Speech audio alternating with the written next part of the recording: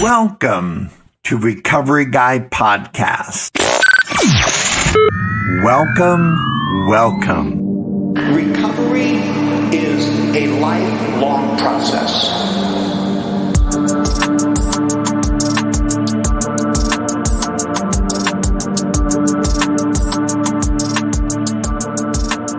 Hello. My name is Robert. I am the Recovery Guy, and it is good to be back in front of the microphone to share with you. And like I say, if it's Tuesday, this must be the fix. I'm sitting in studio with JJ Juan Jimenez, podcast extraordinaire. We've had a great day today. We started out with a little bit of lunch over at Wild Ginger with our friend John, who cooked us up some incredible Chinese food, and we are ready to go and share with you what is on my mind in the area of becoming well and taking all of the resources that we have available to us. It's kind of like having the most extensive library with an unlimited pass. You can check out anything you want to check out, apply it the way that's going to work for you, and take it back whenever you want, or don't take it back at all because it's yours, right? And that's what we do at Recovery Guy Podcast, recoveryguy.org. So thank you for joining us. Thank you for being the reason that we do what we do to the degree that we do it. And if you haven't listened much, or you're brand new to the podcast, we want to say welcome. If you've been around for a minute, thank you for coming back. We appreciate you greatly. Regardless of where you're coming from in your need to become well or find that missing piece that's going to help you go from that broken to whole state, then we want to be a resource for you as part of your recovery journey. And if you look back at some of my podcasts, again, if you're relatively new and don't know some of the degree that we've been going, let me let you know, JJ and I started on this regular pursuit on August 2nd of this year. So we've been doing some things previously on my website, but when I met JJ, he said, let's get this thing done. Let's make a real commitment to putting this message of recovery out. So I'm so grateful to JJ and the encouragement and the talent and the engineering that he brings to the table to our team. But we've got some topics like letting go, talk about relapse, recovery after coercion, one day at a time for the rest of your life, the power of how, or honesty, open-mindedness, and willingness, becoming the best version of you, making a difference. I did a podcast on social media recovery. I've got some things in there from my dear friend and sponsor, Slow Will, the happy, grateful, recovered alcoholic, recovery in the power of prayer. There's so many things, recovery paradigm. There's so many things out there that we want to share with you, and we just hope that you are a part of it. So welcome to Recovery Guy.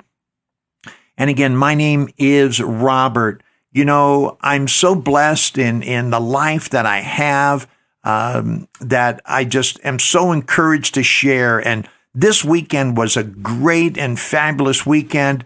Laura and I had an opportunity to have 3 of our grandsons, and it was great to have them Saturday night and Sunday morning. And we went to the movies yesterday and had a great time and lunch with them. Got to cook breakfast for the grandsons. And from where I come from, that is a blessing and a privilege and an honor that I never thought I would have it. Today's theme and topic is called Finding Family. Finding Family. And as I was wondering what I was going to do, I kind of had an idea on unity and what we find in recovery. But I wanted to develop something more direct. And so yesterday morning, when I had gotten up with the boys and Laura and I were making them some breakfast, and we sat around and I put on the movie Finding Nemo, which is an incredible movie. I could watch that thing so many times, and it's humorous. It's really creatively done well. But something touched me in a way that, sometimes you hear things and you appreciate them for the moment in the context of what you're hearing them in, and then you hear them again, and it's almost like an isolated statement that has more far-reaching implications.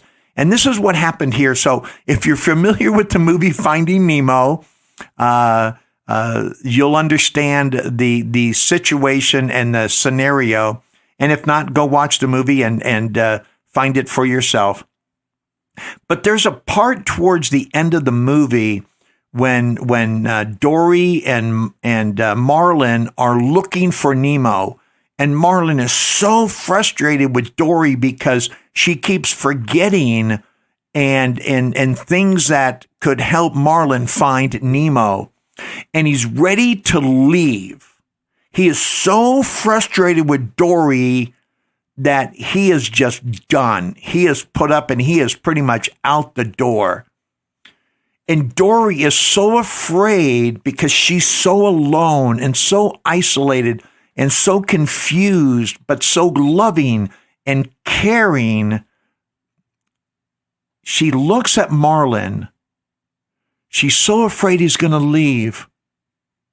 And she says, I look at you and I'm home.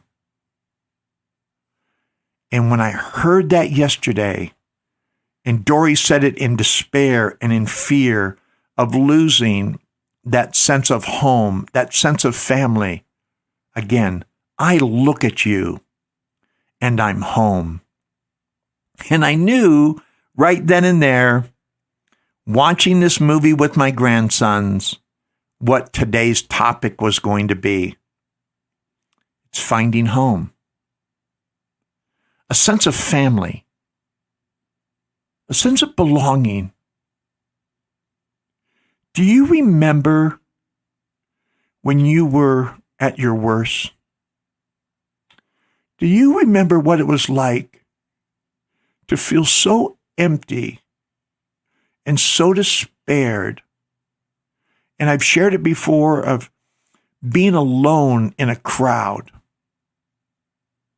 I told you the story of going to a Jethro Tull concert. There's 100,000 people in the LA Coliseum.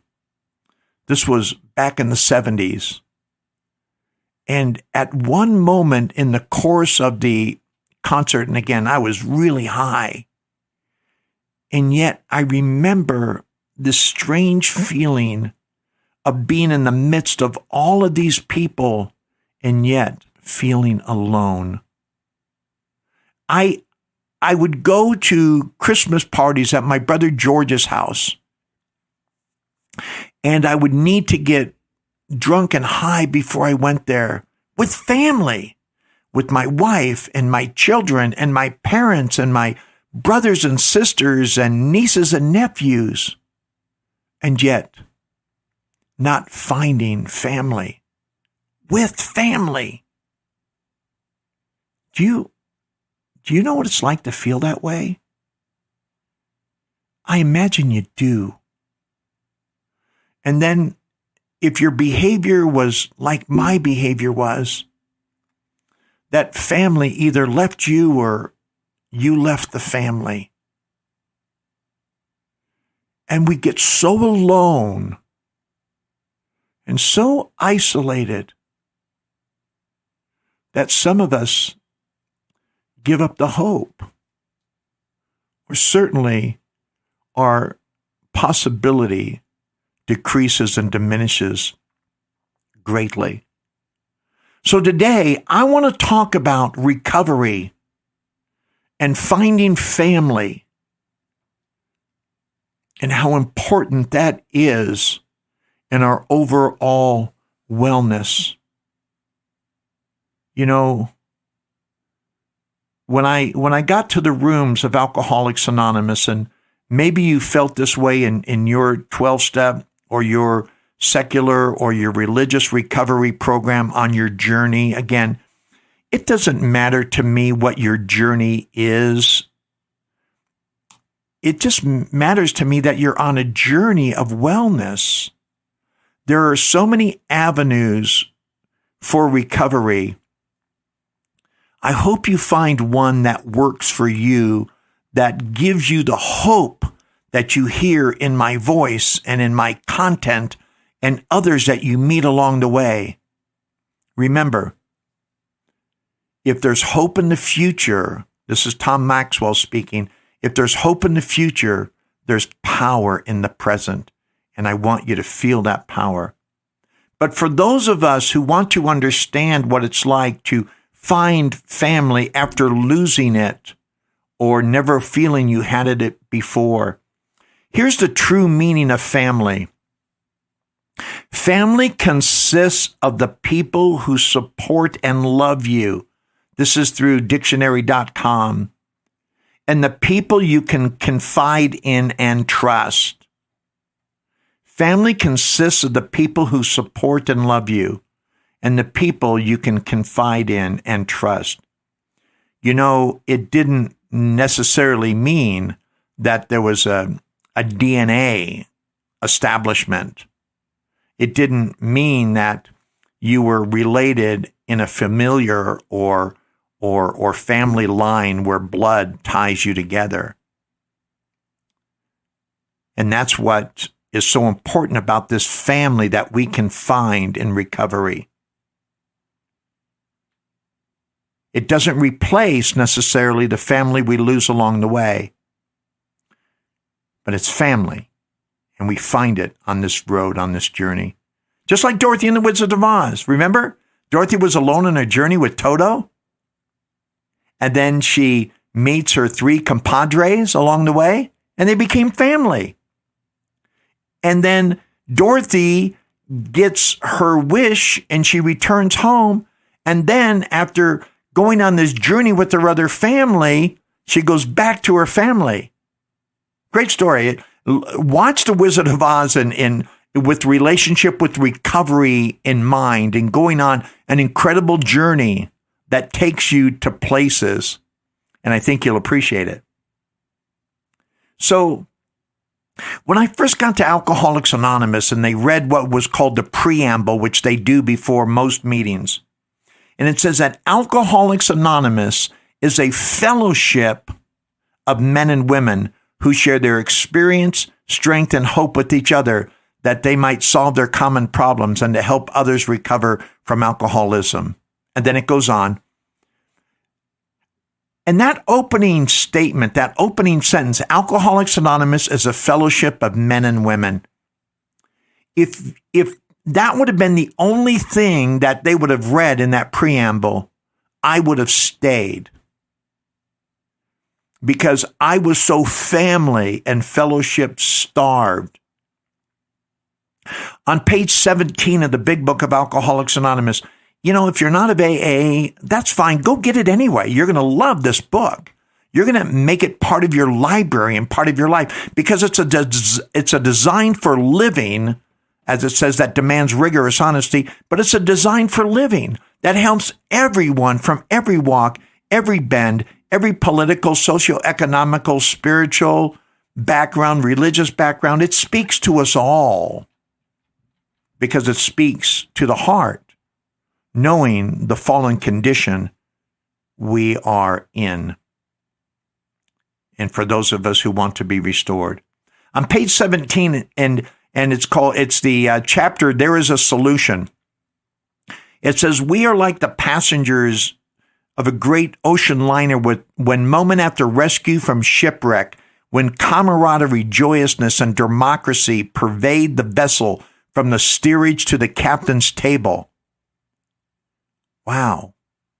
That's unity. That's family. It's saying there that we are in this thing together. We're a family. We are united. We consist of people who love and support each other. People who we can confide in and trust. And it doesn't matter where you come from in life. as it's saying, we're like the passengers of a great liner when moment after rescue from shipwreck, when camaraderie, joyousness, and democracy pervade or invest or is seen through the entire ship, from the highest to the lowest and everywhere in between, because we are rescued from shipwreck. We find out we don't have to die. We find out that we can be rescued and saved with this life preserver we've been looking for. You know, my dear friend, Slow Will, you'll hear me refer to him a lot. I refer to a lot of the people that I've come across in recovery. But there's just something magical about my sponsor, Jack, again, who passed away in January, and Will, who is now my sponsor, my confidant, my friend. And Will, as you know, introduced me to the phrase and taught me how to be a happy, grateful, recovered alcoholic. But I had relapsed after 71 days in recovery. And when I came back to the rooms of Alcoholics Anonymous, I had nowhere to live. I was homeless at this point. My week at the Rhett Butler Hotel had run out from my dad paying for a week and not thinking he was ever going to see me alive again. He just sort of walked away. And at the end of those days, I went back to AA because I knew I had no other place to go. I had nothing. I had no sense. There was no family. There was no friends. There was no one to go to. But I went to the rooms of Alcoholics Anonymous. And to make a long story short, like I said, didn't have a place to live, but Will had a couch. And he invited me to come sleep there. I hardly knew him. But yet he had a sense of family. He was going to help me find family. He said, Robert, or as he calls me, Bobby, he says, Bobby, you're my family. I'm going to give you a place to live. I'm going to make sure you get fed. I'm going to make sure you're safe. Will at this time was almost 7 years clean and sober, and he was really working a good program, and he understood that family was everything. And if you talk to him today, he'll tell you family is everything and how it's restored his life, and joys beyond imaginable have been given back to him. But Will taught me something. He taught me that family did not have to be blood related. He taught me that it was just about meeting someone that would support and love you for who you are, not by what you do. And that was my real introduction. When I was at my worst, Will was at his best. When I was at my lowest, God was at his highest. And he embraced me through the love and the care and support of Will, introducing me to finding my family. Finding true friends through the program of recovery prepared me to know how to interact with people who did care for me, and I learned how to treat others I cared for without wanting anything in return. You know, this went a long way with establishing things with my own blood family that had already went. They were gone. Either they just got tired of waiting for me to come around, or I was convinced I wasn't going to come around, so I left them. But either way, they were gone. But I remember it started with my sister Mary that invited me into her home with my brother-in-law Brent, both remarkable Christian people who love for the sake of loving. But I had hurt Mary and Brent just like everyone else, and yet they understood that I was changing, that I was finding family, and I was ready to reach out to them. And by this time, I had my own place to live because I was employable and working and doing much better than I had been. And by this time, I was clean and sober a year and a half. And I approached my sister Mary as I was trying to find family and let her know that I wanted to find my way back. I wanted to find my family with them. And so they said, if you want to move back to California, why don't you come and live with us? We have a room. You come and stay with us. And I was learning how to find family with them, to build that support, to build that trust, to be able to confide in them, that true meaning of family. And in that period of time, this was in July of 1987, they allowed me to come and stay with them. And I'm so grateful that I began to find my way back to my family. There's some really great works out there. John Bradshaw, who was actually required reading for my degree in my alcohol and drug studies degree from San Bernardino Valley College, part of the required reading was a book called Bradshaw on the Family, and it was written back in 1988, and a great book written by John Bradshaw. It's not tied to a time or a period. It's tied to principles. So if you really want to learn about the family and the family dynamic and recovery and being off balance, go pick up that book. You can find it on Amazon. But John Bradshaw on the Family, terrific book. In the Big Book of Alcoholics Anonymous, chapter 9 is the family afterwards, because AA and recovery understands what we lost and what our family went through along the way.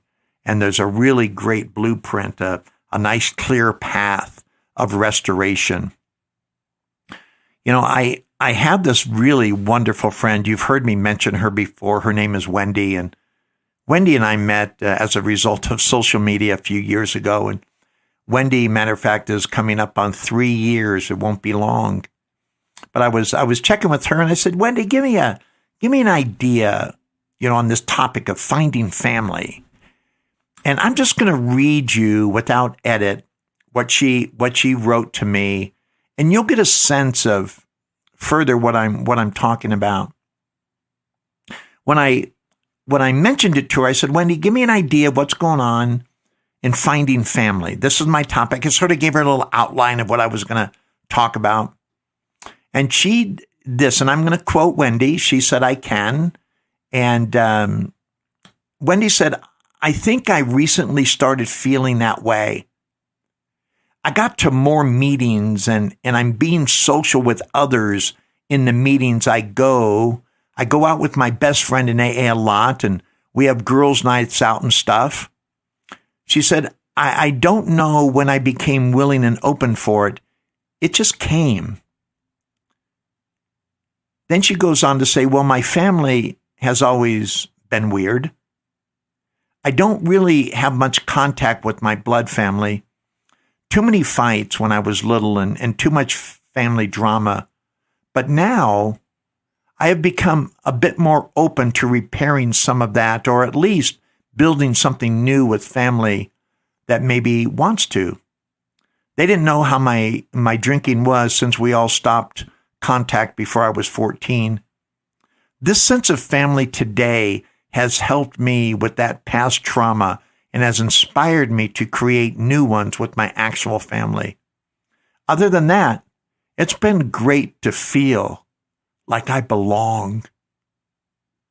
My relationship with my family that I live with has its challenges, but I couldn't be happier. Wow. Wendy, I just want to thank you for pouring your heart out and sharing such intimate truth on family. And I'm so proud of you and all that you've been able to accomplish in your time of recovery. And I know that you are going to continue to grow in these areas. But did you hear some of the things that Wendy said? She started out finding a sense of family, finding family in recovery. and how that's helped her grow and understand and have her become more open with her blood family and maybe restoring some relationships along the way. And that's what we do.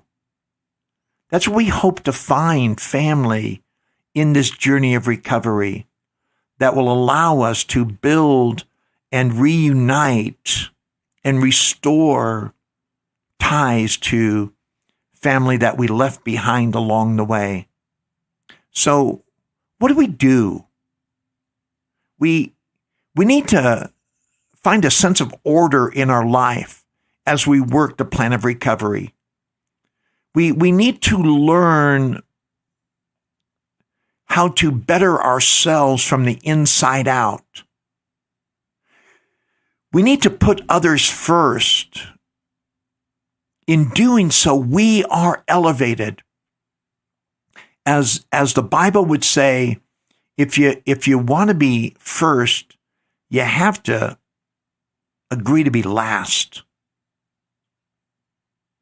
If I'm not willing to put you first and understand your value as an individual, as a member of my family, then I will have no sense of it because it will always be about me. And that's what it was like before I got here to you. It was about me. So I've learned I've got to make it about you so I can become what I need to become. We regain, or in some cases gain, when we adopt this attitude and we ultimately find family. Today I'm going to leave you with this amazing prayer. It's the prayer of St. Francis of Assisi. Now, it's called the prayer of St. Francis of Assisi, but it's not necessarily attributed to him. And I'll let you go research that out yourself, and I don't want to involve in any controversy, but I learned this in AA. St. Francis was a Catholic priest, and he lived in 1181 to 1226 AD. So we're talking, 1800 years ago, 1800 years ago. Would that be right? It's a long time ago, 1900 years. But here's what the poem says. And I hope this helps you find family. It says, Lord, make me an instrument of your peace. Where there is hatred, let me sow love. Where there is injury, pardon. Where there is doubt, faith. Where there is despair, hope. Where there is darkness, light. And where there is sadness, joy. O divine Master, grant that I may not so much seek to be consoled as to console, to be understood as to understand, to be loved as to love.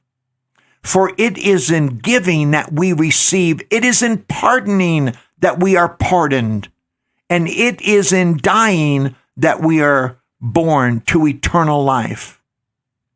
Amen.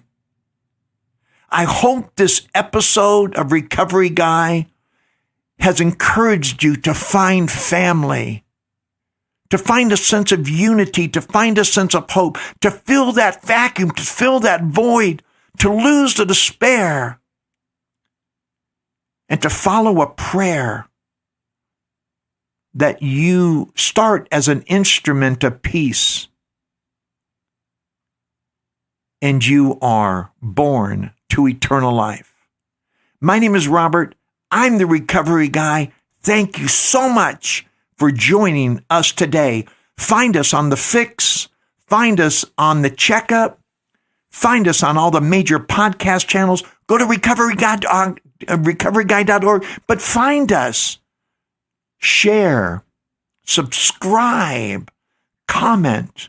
And live out these lives of principle where you too can go from broken to whole, that you would join this recovery movement that we are so committed to. Have a great day, and thank you for joining this podcast. I was trying to do